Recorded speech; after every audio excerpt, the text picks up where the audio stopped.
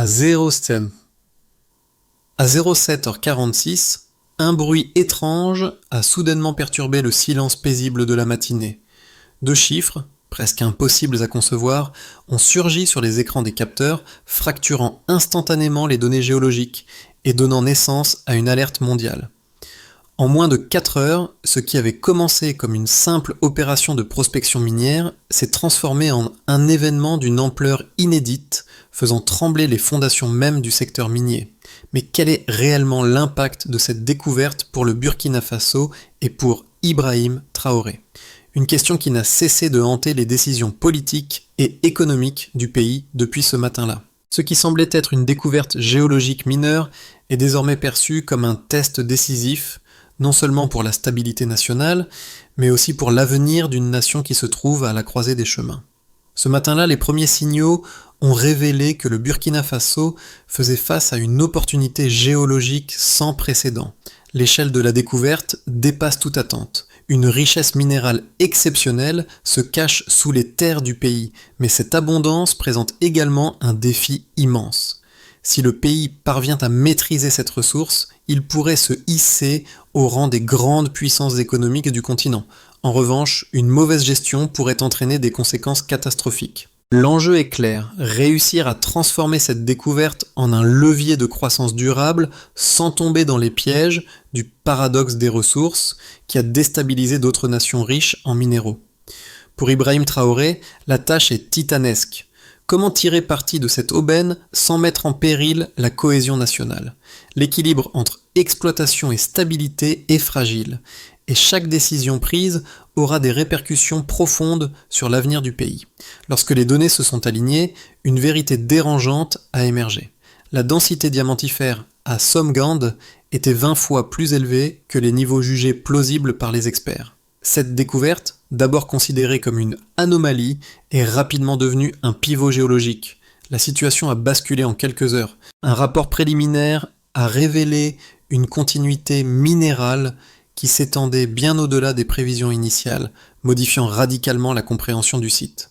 Les drones ont survolé la région, capturant des images tridimensionnelles qui ont renforcé l'hypothèse d'un gisement bien plus vaste que prévu. En quelques heures, ce qui semblait un simple filon s'est transformé en un réseau minéral, structuré, porteur d'une valeur stratégique et économique inouïe. Pour Ibrahim Traoré et son gouvernement, ces nouvelles données ont précipité une décision. Le pays n'était plus face à une simple découverte, mais à un événement qui allait redéfinir ses rapports de force internes et externes. Le Burkina Faso venait de franchir un seuil critique. Et la question était désormais de savoir comment exploiter cette ressource sans mettre en péril l'équilibre fragile du pays. Ibrahim Traoré, une figure centrale de la politique burkinabé, s'est rapidement retrouvé au cœur de cette crise géologique. Son leadership a été mis à l'épreuve dès les premières heures de la découverte. Alors que les géologues étaient encore en train d'analyser les données, il a insisté pour que les priorités soient redéfinies immédiatement. La situation exigeait une réaction rapide et réfléchie. Dès que les informations ont commencé à circuler, l'armée a été déployée pour sécuriser la zone, tandis que les experts internationaux ont été conviés à évaluer l'ampleur de la découverte. Mais au-delà de la gestion technique de l'événement, c'est la question de la souveraineté qui occupait toutes les pensées d'Ibrahim Traoré. Comment contrôler une ressource d'une telle ampleur sans tomber dans les pièges de la corruption ou de l'exploitation étrangère ? Le pays, jusqu'alors relativement isolé sur la scène internationale, se retrouvait sous les feux des projecteurs mondiaux. Mais Traoré ne voulait pas se laisser emporter par la précipitation. Au lieu de chercher des solutions immédiates, il a choisi de prendre du recul, de laisser les experts travailler et d'installer un comité d'urgence pour gérer la situation. Ce n'était pas une décision facile, mais c'était une décision nécessaire. Le Burkina Faso se trouvait à un tournant, et chaque mouvement stratégique devait être mesuré pour éviter des conséquences imprévues. En l'espace de quelques heures, les événements se sont enchaînés à un rythme effréné. Dès la détection des anomalies, les équipes de géologues et d'experts en minéraux ont été mises en alerte. Les capteurs souterrains ont validé les premières mesures indiquant une densité minérale bien au-delà des attentes. À Ouagadougou, les premières décisions ont été prises rapidement. Le président Ibrahim Traoré a ordonné une sécurisation immédiate de la zone et l'envoi de militaires pour assurer le contrôle. En même temps, des drones ont été déployés pour cartographier plus précisément l'étendue de la découverte. Ces premiers relevés ont révélé que la structure géologique n'était pas un simple filon isolé, mais un système cristallin complexe qui s'étendait bien au-delà des zones initialement explorées. L'armée a sécurisé un périmètre autour de la zone minière, tandis que des experts internationaux ont été convoqués pour analyser la situation. Le gouvernement a alors pris la décision de ne pas divulguer immédiatement les détails complets de la découverte, préférant éviter de créer une panique internationale. Au fur et à mesure que les données affluaient, une pression croissante s'exerçait sur les autorités burkinabées, non seulement de la part des entreprises minières, mais aussi des acteurs géopolitiques internationaux. La situation devenait de plus en plus complexe. Chaque décision prise pouvait avoir des répercussions mondiales, redéfinissant les rapports de force dans la région. Les premières mesures financières ont été prises, et les analystes ont commencé à calculer les impacts économiques de cette découverte. La phase initiale de gestion de crise avait donné lieu à des ajustements stratégiques, mais la véritable bataille, celle de la gestion des ressources à long terme, était encore à venir. Les données géologiques ont continué à affluer tout au long de la journée, chacune renforçant l'hypothèse d'une découverte d'envergure. Le premier ensemble de mesures a montré une densité diamantifère de 18,6 grammes par mètre cube, un chiffre qui dépassait largement les standards internationaux. Cette densité, considérée comme exceptionnelle, suggérait une stabilité géologique rare. Mais c'est la deuxième série de données qui a fait basculer l'analyse. Une projection des capteurs tridimensionnels a révélé que la continuité minérale s'étendait sur plus de 15 km², un périmètre bien plus vaste que prévu. Les experts ont immédiatement réagi, recalculant les estimations en fonction de cette nouvelle réalité. Les images satellites ont confirmé les projections, avec des relevés précis qui ont montré une architecture cristalline uniforme s'étendant profondément sous la surface. Les mesures étaient désormais indiscutables. Un troisième ensemble de chiffres a révélé une estimation financière du potentiel minier de Somgandé, atteignant plus de 200 milliards de dollars sur 20 ans, une projection basée sur des hypothèses de gestion stricte et d'exploitation progressive. Ce chiffre a bouleversé les calculs économiques et redéfini les priorités nationales. Les retours des experts internationaux ont confirmé ces données, et la réalité de la situation a commencé à se dessiner clairement. Ce n'était pas un simple gisement, mais un système minier d'une ampleur inédite. Les premières projections économiques ont révélé que la richesse de Somgandé pourrait transformer l'économie du Burkina Faso, mais à quel prix ? Le défi consistait désormais à maîtriser cette ressource sans tomber dans l'excès. La question de la durabilité des opérations minières, de la répartition des bénéfices et de l'impact sur l'environnement devenait incontournable. L'enjeu de Somgandé suscite deux visions opposées mais fondamentales. D'un côté, certains défenseurs du développement économique rapide soulignent le potentiel révolutionnaire de cette découverte. Pour eux, l'exploitation de Somgandé pourrait permettre au Burkina Faso de devenir une puissance économique continentale. La richesse minérale, gérée de manière optimale, pourrait transformer les infrastructures du pays, renforcer ses institutions et offrir de nouvelles opportunités à ses citoyens. Ces partisans de l'exploitation rapide estiment que les bénéfices immédiats de l'extraction minière pourraient stimuler l'économie du pays, réduire la pauvreté et offrir des retours significatifs sur l'investissement à court terme. Il cite l'exemple de pays comme le Botswana qui ont réussi à transformer une ressource naturelle en levier pour le développement national durable grâce à une gestion rigoureuse et transparente. Cependant, une autre voix se fait entendre, plus sceptique. Selon cette perspective, l'abondance minérale de Somgandé pourrait au contraire nuire à la stabilité du pays, à l'instar d'autres nations riches en ressources naturelles qui ont connu des difficultés économiques et politiques majeures. Le paradoxe des ressources est une réalité observée dans plusieurs pays d'Afrique et du Moyen-Orient. L'extraction excessive de ressources naturelles entraîne souvent une dépendance économique, la corruption, des inégalités croissantes et des conflits internes. Cette approche avertit que la précipitation pourrait entraîner des déséquilibres sociaux et politiques, mettre en péril la cohésion nationale et attirer une ingérence étrangère indésirable. Ainsi, au lieu de se concentrer uniquement sur l'exploitation minière, l'accent devrait être mis sur la création d'un modèle économique plus diversifié, la construction d'institutions solides et la promotion de l'éducation et de l'innovation technologique, afin d'éviter que le pays ne devienne une victime de sa propre richesse. Les deux arguments soulignent l'importance cruciale d'une gestion judicieuse. Les opportunités sont réelles, mais elles doivent être équilibrées par des stratégies de long terme qui prennent en compte à la fois les bénéfices immédiats et les risques à venir. Le compromis réside dans une approche mesurée, où chaque décision est soigneusement calibrée pour maximiser les bénéfices tout en minimisant les dangers. La situation à Somgandé a pris un tournant décisif, alors que les premières analyses géologiques laissait entrevoir une ressource d'une ampleur exceptionnelle, un détail crucial a émergé. La structure minérale n'était pas isolée, mais faisait partie d'un réseau souterrain parfaitement intégré. Cette révélation a changé la donne. Le Burkina Faso ne faisait pas face à un simple gisement, mais à un véritable système minéral interconnecté, dont l'exploitation nécessiterait une approche radicalement différente de celle initialement envisagée. Les experts se sont rapidement rendus compte que l'exploitation de Somgandé ne pourrait pas être une tâche rapide ni facile. Au contraire, elle exigerait des années de planification minutieuse, de modélisation avancée et de gestion rigoureuse pour éviter toute dérive. Cette découverte a également soulevé de nouvelles questions stratégiques. L'importance de comprendre l'architecture souterraine avant de se lancer dans l'exploitation était devenue évidente. Les retours des experts internationaux ont confirmé que ce réseau minéral n'avait pas seulement des implications économiques, mais aussi politiques et géostratégiques. Les pays voisins, ainsi que les puissances mondiales, commençaient déjà à ajuster leur stratégie, se préparant à un nouvel équilibre des forces dans la région du Sahel.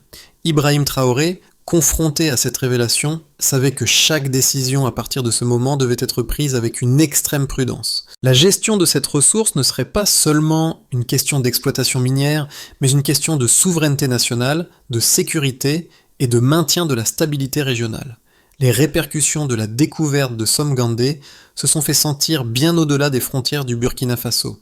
Dès que les données ont commencé à circuler, l'impact sur les marchés internationaux a été immédiat. Les prix des diamants ont bondi, atteignant des niveaux jamais vus auparavant. Les grandes entreprises minières se sont précipitées pour organiser des rencontres avec le gouvernement burkinabé, cherchant à sécuriser des contrats d'exploitation. Mais cet afflux d'investisseurs étrangers n'a pas été sans conséquence pour le pays. La pression internationale sur le Burkina Faso a augmenté, et les risques d'ingérence étrangère sont devenus de plus en plus évidents. Les gouvernements voisins ont également réagi, certains exprimant des inquiétudes concernant les équilibres régionaux et les implications de cette découverte pour leur propre sécurité. À l'intérieur du pays, la situation était tout aussi complexe. Les communautés locales, initialement enthousiastes à l'idée des retombées économiques potentielles, ont rapidement pris conscience des défis liés à la gestion de cette ressource. Les tensions entre les acteurs locaux, le gouvernement et les entreprises minières ont commencé à émerger, chacun cherchant à tirer parti de la situation à sa manière. Le gouvernement d'Ibrahim Traoré a dû jongler entre l'attraction d'investissements étrangers, la préservation de la souveraineté nationale et la gestion des attentes de la population. Les discussions sur la manière dont les bénéfices devraient être répartis ont intensifié les débats internes sur la transparence et l'équité des décisions prises.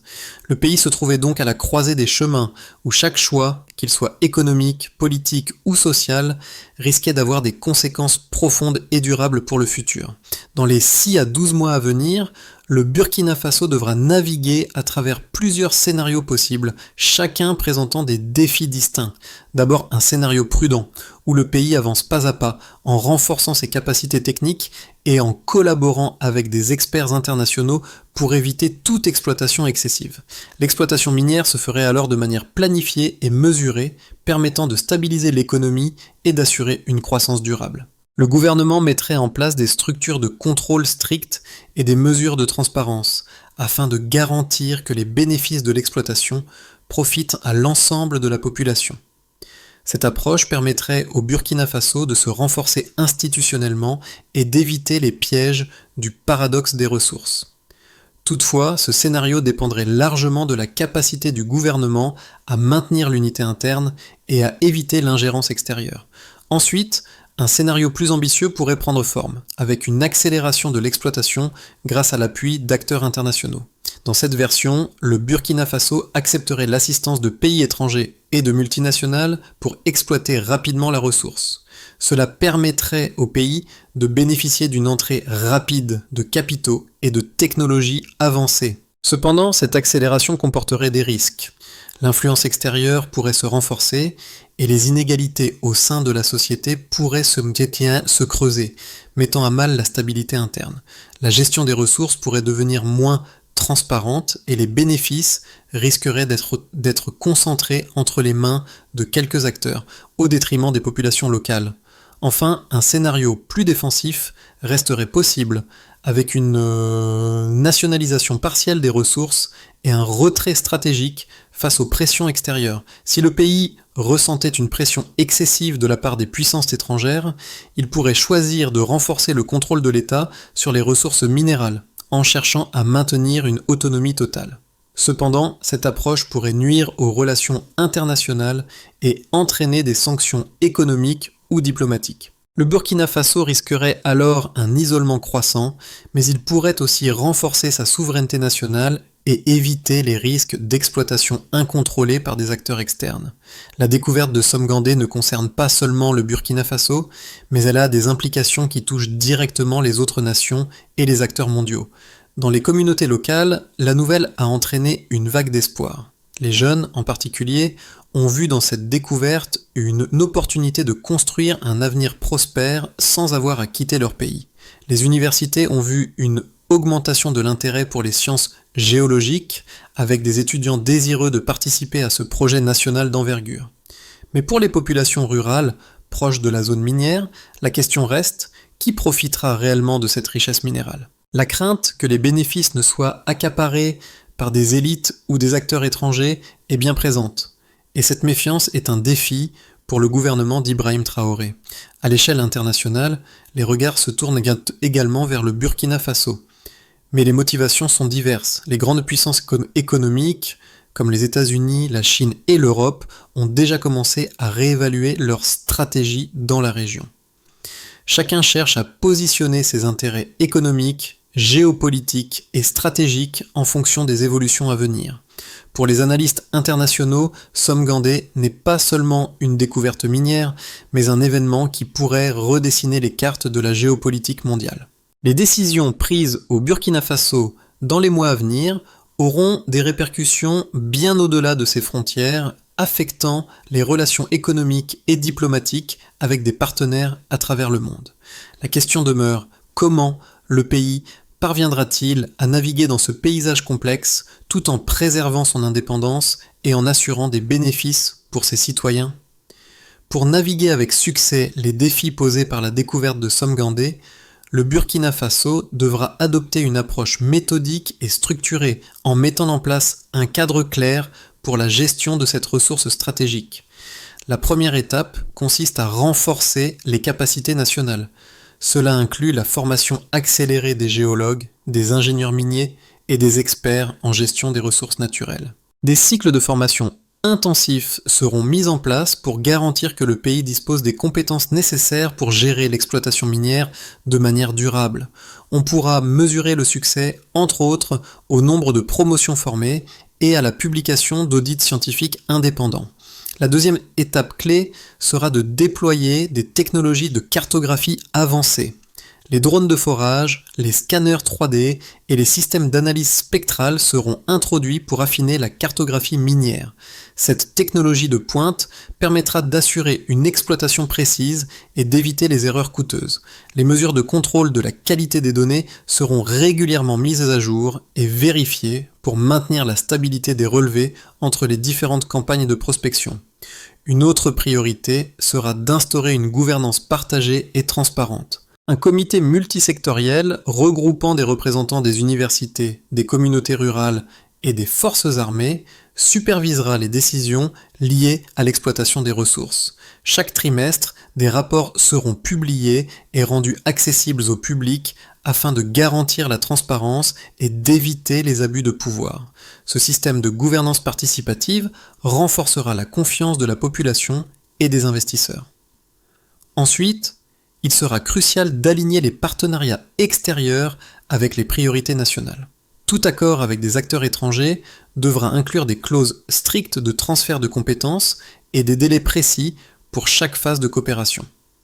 Un audit externe annuel permettra de vérifier la conformité des opérations avec les normes nationales.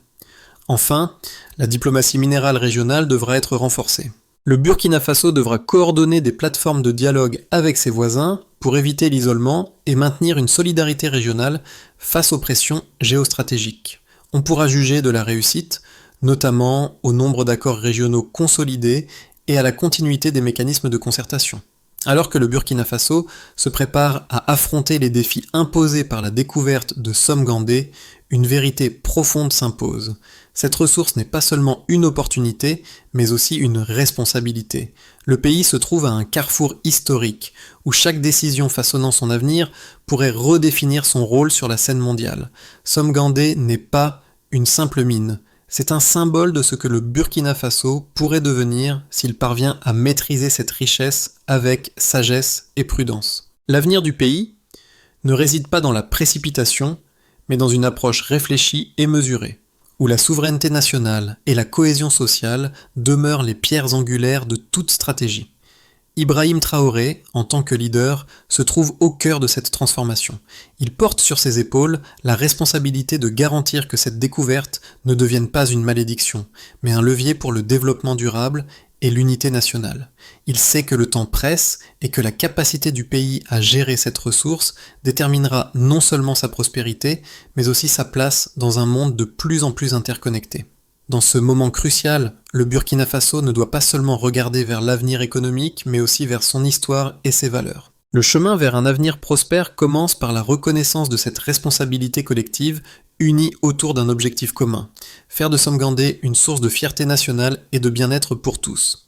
À travers la découverte de Somgandé, le Burkina Faso se retrouve non seulement face à une ressource minérale exceptionnelle, mais aussi à une opportunité de redéfinir son avenir.